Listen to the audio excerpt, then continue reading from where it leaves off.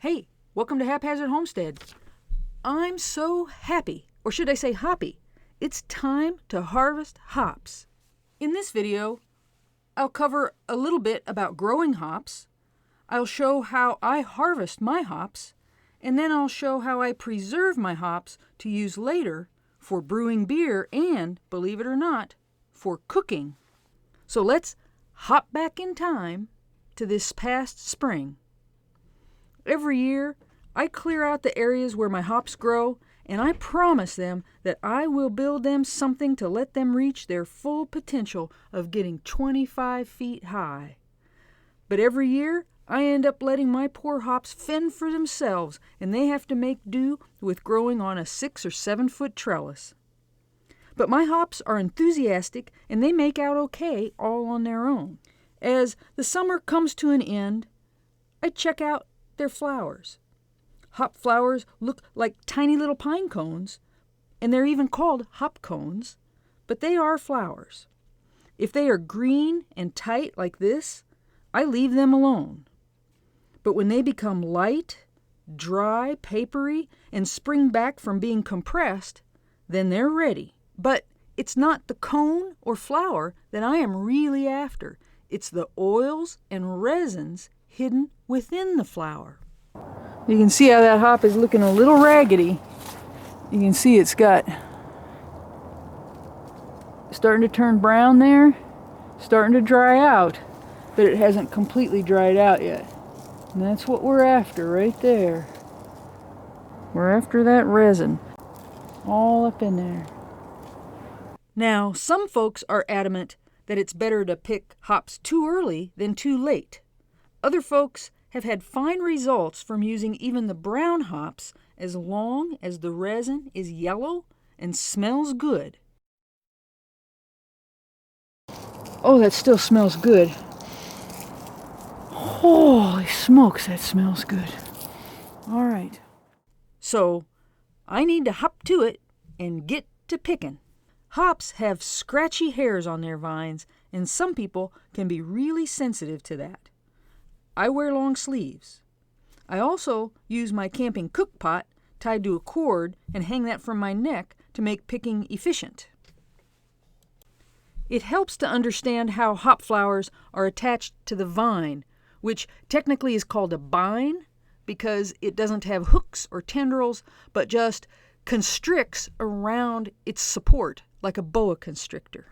You can see that the hops want to grow out at every junction and make their own little vine off of that. So then you can just come in and pick. Oops. Put it in your bucket.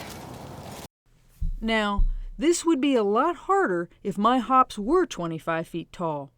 But then I could just cut the whole thing down and pick at my leisure in a nice shady spot. But with my short hops, at least I can pick easily. So there's a bonus for being haphazard. Picking hops is great for learning to not eat what's getting picked.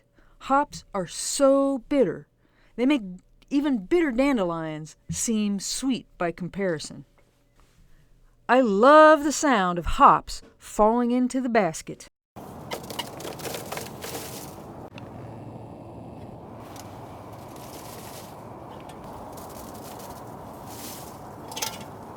And we're done with the harvest.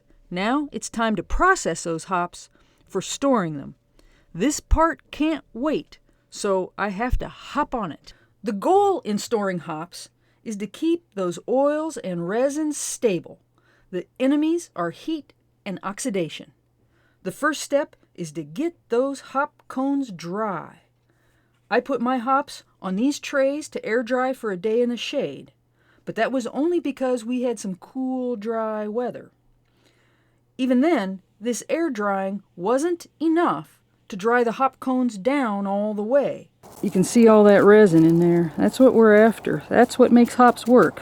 This is a cone that hasn't opened up so much, and this one is starting to open up. But even this one that's opened up, you can see its spine still is not snapping. Its spine is still flexible. Like a little slinky. So I had Klutzy Gardener help transfer the hop cones to some dehydrator trays. You can see the cones have opened up and are dropping some of that all-important resin.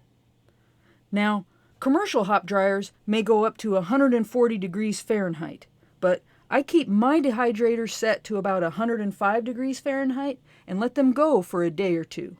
How do I decide when they're done? Well, the center stem of the hop cones should be brittle and break apart rather than bend. The hop cones should be crispy and stay crushed when they are compressed.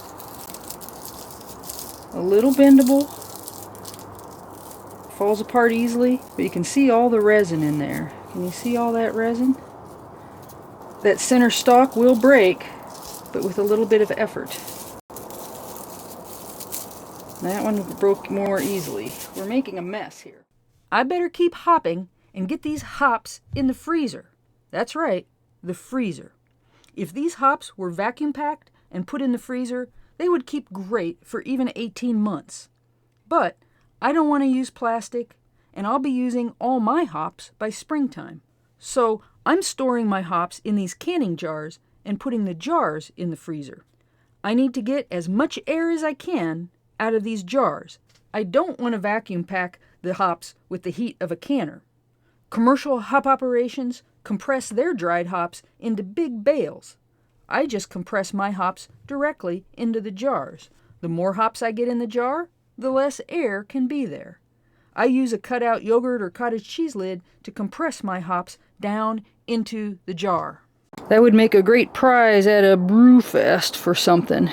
The hop resin makes this a sticky business.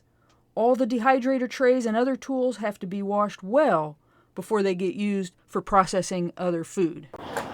If I'd had some adult supervision, I might be in trouble about this tablecloth, but we're just going to have to see what works. But we got some good stuff here. Hop resin does wash off with warm water and soap, and it comes out of a tablecloth too. I'll be using my hops for a bunch of different things. Certainly as a dual-use whole-leaf hops to provide the bittering and aromatic components of some home-brewed beer. But I'll be making some hop tea and some hop chocolate, and I'll be cooking with hops too. If you're subscribed to my channel, you'll be sure to see all those upcoming videos. With a scientific name like Humulus lupulus, how can anyone not want to try hops in some way? I'd love to hear what you think of hops. I hope things are going well at your place, and I sure appreciate you watching this video. Bye!